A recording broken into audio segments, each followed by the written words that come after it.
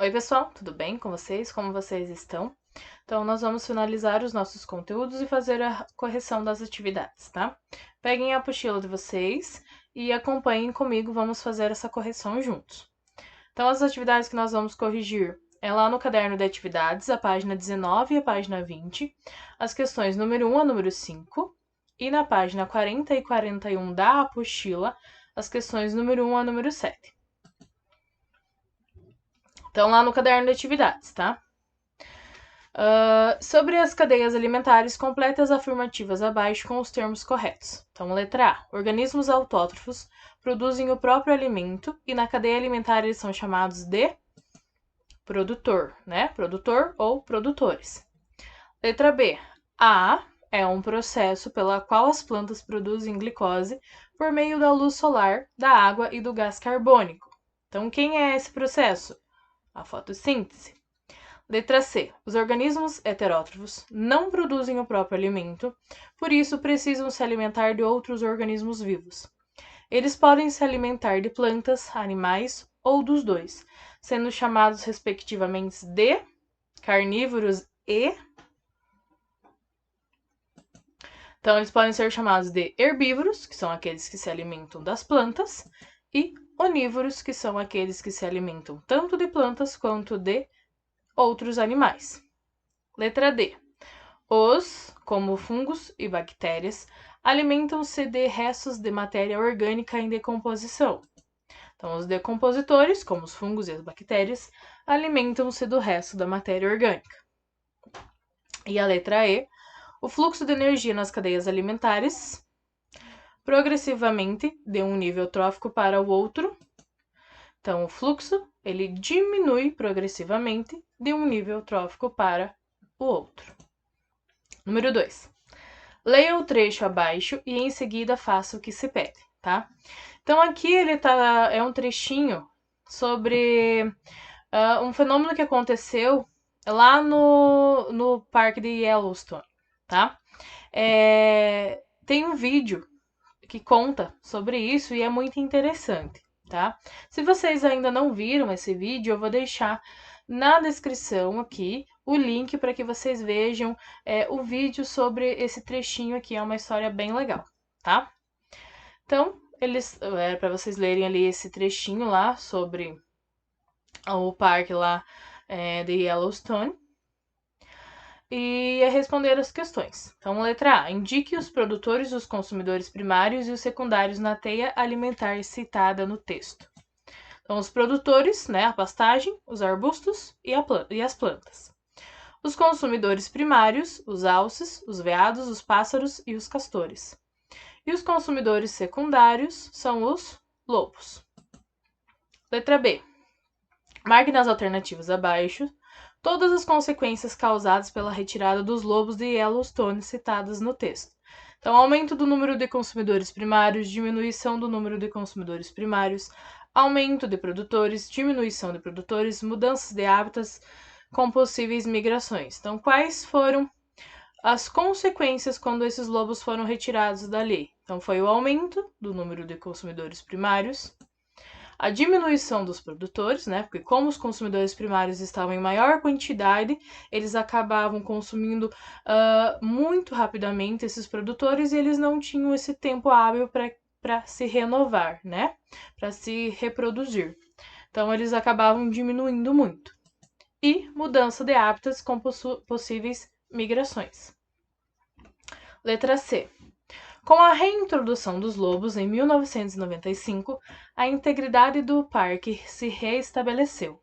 Ordene, numerando de 1 a 3, as consequências esperadas dessa reintrodução. Então, nós temos mudanças de hábitat, com mais áreas de abrigo para pássaros e reestabelecimento das colônias de castores, diminuição dos consumidores primários e aumento dos produtores. Então, como que a gente ordena isso? Então, em terceiro lugar, fica a mudança de hábitats. Em primeiro, a diminuição dos consumidores primários. E em segundo, o aumento de produtores. 3. Observe a seguir uma representação da teia alimentar e depois faça o que se pede. Então, nós temos aqui uma teia alimentar que se inicia ali nos insetos, que servem de alimento para as aranhas, as plantas que servem de alimento para os insetos, para os roedores e para os herbívoros, os roedores que servem de alimentos para pequenos carnívoros, e esses pequenos carnívoros servem de alimentos para grandes carnívoros, e os herbívoros, que se alimentam das plantas, que servem de alimento para grandes carnívoros. Essa teia mostra de maneira simplificada algumas das relações alimentares entre os seres vivos de determinado ecossistema. Sobre essa teia, assinale a alternativa correta. Então, letra A. Os roedores indicados na cadeia podem servir de alimento para os grandes carnívoros. Letra B. Os herbívoros são classificados em consumidores secundários. Letra C. Com exceção das plantas, todos os outros integrantes da cadeia alimentar são autótrofos. E letra D. Apenas os carnívoros e os herbívoros são exemplos de heterótrofos nessa teia. E letra E. O aumento ou a diminuição abrupto do número de qualquer um dos organismos apresentados podem causar impacto negativo nesse ecossistema. Então, qual é a alternativa correta? Letra E. O aumento ou a diminuição abrupto do número de qualquer um dos organismos apresentados pode causar um impacto negativo nesse ecossistema. Número 4. Ao se fazer referência a um ecossistema de um lago dulcícola, dos conceitos são de importância relevante: o ciclo dos nutrientes e o fluxo de energia. A energia necessária aos fenômenos vitais de todos os seres vivos desse lago é reintroduzida nesse ecossistema pelo respiração dos produtores, captura direta por parte dos consumidores, armazenamento da energia nas cadeias alimentares, fenômeno da fotossíntese dos produtores ou predação de animais de níveis tróficos inferiores. Então, a resposta correta é a letra D, o fenômeno da fotossíntese dos produtores. Número 5. Então, as populações de grandes vertebrados têm sofrido um declínio devido ao impacto das ações humanas sobre os ecossistemas tropicais. A ausência dos grandes mamíferos, tais como antas e queixadas, conduz à eliminação de processos que são fundamentais para compor e renovar as comunidades vegetais. Letra A. Identifique um dos processos para compor e renovar as comunidades vegetais que se refere ao texto acima e justifique sua resposta. Então, os processos fundamentais, eles podem ser realizados por grandes mamíferos para compor e renovar as comunidades vegetais, podem ser. Então, nós temos 2 exemplos aqui, tá? A dispersão das sementes. Por quê? Porque muitos mamíferos se alimentam de frutos e, ao se deslocarem, podem eliminar sementes juntamente com as fezes, realizando dessa forma o processo de dispersão e favorecendo que a espécie vegetal se desenvolva em novos locais. Então, uma forma de renovar as comunidades vegetais é pela dispersão das sementes que esses animais eles podem fazer quando eles se deslocam.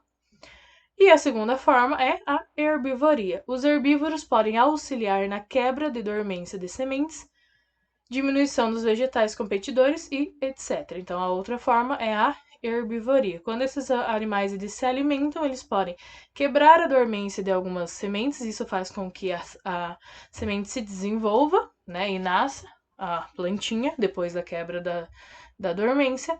Ou, né, muitas vezes na natureza nós temos vegetais que eles vivem no mesmo ambiente, eles acabam competindo pelo espaço. E uma plantinha ela acaba matando a outra. Então, quando esses animais eles fazem esse processo de herbivoria, eles podem acabar eliminando esses competidores de espaço ali com o outro vegetal. Letra B. Identifique a que nível trófico da cadeia alimentar pertencem as antas e as queixadas. Então, as antas e as queixadas são animais herbívoros, ou seja, são consumidores primários e ocupam o segundo nível trófico. Letra C. Explique o que a ausência de antas e queixadas pode causar nas populações de seus consumidores ao longo do tempo. Então, com a ausência de antas e queixadas, animais maiores, que são seus predadores, sofrerão uma redução em suas populações pela ausência de alimento. Isso, inclusive, pode levar a um processo de extinção dessas espécies. Então, se esses animais que servem de alimento para outros predadores maiores, Se eles acabarem sumindo, não existindo mais, os seus predadores também vão acabar sofrendo com isso, porque eles também vão sentir a falta de alimento. E com a falta de alimento, eles podem até se extinguir. Agora lá na página 40 e na página 41 da apostila, tá, pessoal? Essas questões vocês teriam que responder no caderno de vocês, tá? Então, número 1. Observe no gráfico ao lado o percentual da quantidade aproximada dos principais gases presentes na atmosfera terrestre e depois responda aos questionamentos a seguir. Então, a letra A. Que gases existem em maior quantidade no ar? Letra B. Qual é o percentual de oxigênio no ar? Letra C. Qual é a importância desses gases para a vida na Terra? Letra D. Explique de que maneira fenômenos naturais ou causados pelos seres humanos podem alterar essa composição. Então, na letra A, o gás que está em maior quantidade é o nitrogênio.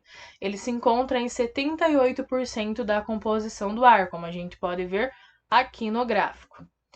E letra B, o percentual do oxigênio é de 21% da composição total, como a gente pode ver aqui na segunda barrinha do gráfico.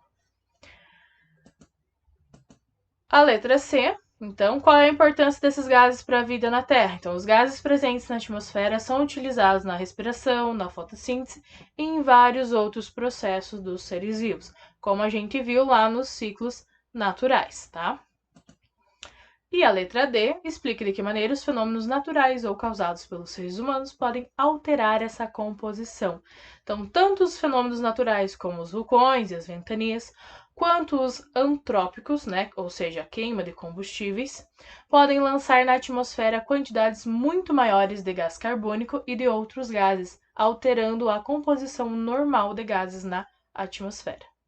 Então, a poluição, ela também é um grande problema, né, um dos maiores causadores desse desequilíbrio dos gases naturais na atmosfera. Número 2. Essa tabela mostra o percentual da composição de gases na inspiração, ou seja, na entrada de ar, e na expiração, que é a saída de ar, humana. Então, observe. Analisando a tabela, explique as alterações dos valores dos seguintes gases na inspiração e na expiração, né? Então, quando nós respiramos, o nitrogênio ele está no ar inspirado em 78,62% e quando ele sai, 74,5%. O oxigênio, quando ele entra, ele está 20,84% e quando sai, 15,7%. O gás carbônico, 0,04% quando inspirado e 3,6% quando expirado. E o vapor d'água, 0,5% quando inspirado e 6,2% quando expirado. Então, o oxigênio, a quantidade diminui porque esse gás é utilizado na respiração celular, ou seja, é o gás que nós utilizamos para respirar. E o gás carbônico, a quantidade aumenta porque esse gás é produzido na respiração celular. Então, quando nós respiramos, nós utilizamos o gás oxigênio, né, nos nossos processos de respiração, e quando nós expiramos, nós devolvemos o gás carbônico que foi utilizado e foi produzido lá na nossa respiração celular, por isso ele sai em maior quantidade. Número 3. Em 1995, Valdemar Niklevski foi o primeiro brasileiro a atingir o topo do Everest, a maior montanha do mundo com 8.848 metros de altitude.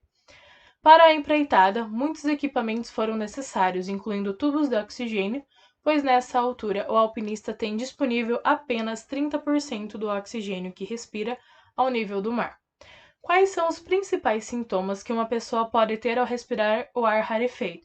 Então, quanto mais alto, quanto maior for a altitude, mais rarefeito esse ar fica.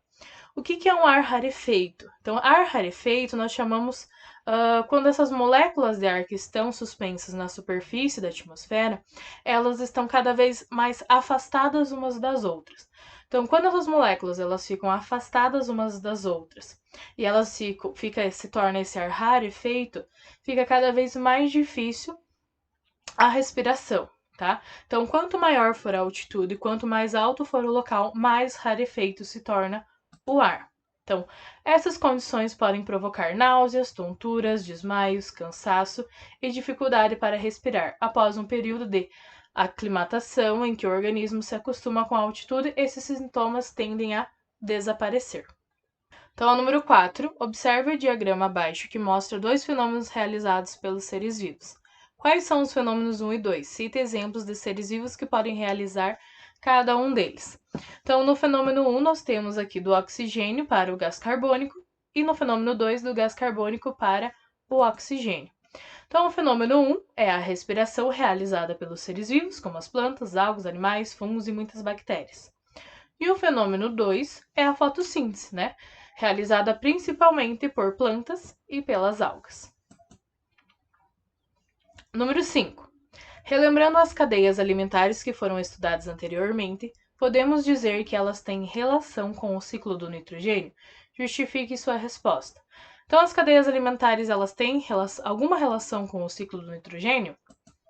Sim, pois é por meio da alimentação e das cadeias alimentares que os compostos formados por nitrogênio passam de um organismo para o outro, sofrendo reações químicas e passando a fazer parte desses seres vivos. Então, lembra lá quando a gente viu sobre o ciclo do nitrogênio, que a gente não consegue consumir esse nitrogênio que está na forma de gás, que ele está na forma de gás presente na atmosfera. Nós só conseguimos incluir esse nitrogênio no nosso metabolismo quando nós utilizamos, quando nós pegamos ele vindo da alimentação, né? Quando nós pegamos pela cadeia alimentar, por esse fluxo de energia da cadeia alimentar. Então, só vamos metabolizar esse nitrogênio quando esse nitrogênio ele já está presente no outro organismo e nós nos alimentamos dele. Número 6. Algumas doenças que você estudou são classificadas como causadas pelo ar e outras como transmitidas pelo ar. Qual é a diferença considerada para essa classificação? Então, as doenças causadas pelo ar são as desencadeadas pela poluição ou por gases tóxicos que possivelmente foram respirados. E as doenças transmitidas pelo ar são causadas por micro-organismos presentes no ar, né? Assim como nós estamos vendo agora, o coronavírus, né? Ele é um tipo de doença que ele é transmitida pelo ar, ele não é causada pelo ar. Então, causada pelo ar é quando é uma doença que é causada pela poluição ou pelos gases que já estão presentes no ar, né? E as doenças transmitidas são aquelas que são micro-organismos, né? Pequenas partículas que estão presentes ali no ar e elas podem ser transmitidas através do ar. E a número 7. No Brasil, existe uma lei que proíbe o uso de cigarros em lugares públicos e fechados, como bares, restaurantes, locais de trabalho, etc. Sobre o assunto, responda às perguntas a seguir.